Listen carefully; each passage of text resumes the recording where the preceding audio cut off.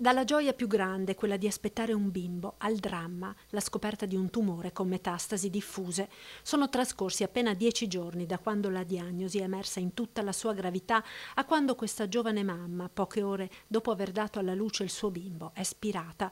La tragedia nella notte tra sabato e domenica all'ospedale Cafoncello di Treviso, dove la donna, 39 anni, originaria del Camerun, alla 26esima settimana di gravidanza, era ricoverata da una decina di giorni quando si è scoperta la gravità del tumore che l'aveva colpita al seno. Si è cercato di fare di tutto per salvare questa donna, già mamma di altri 4 bambini, ma la situazione purtroppo è precipitata. Sabato notte, poco prima delle 22, i medici, visto il quadro clinico complessivo, hanno deciso di praticarle un cesareo per salvare almeno il bambino.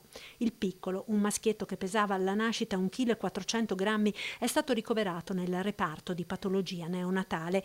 Risponde bene alle terapie, il decorso è regolare per la prematurità. La mamma invece non ce l'ha fatta, 3 ore dopo è spirata, lasciando nella disperazione il marito che ora dovrà affrontare da solo la vita ed il compito di crescere 5 figli.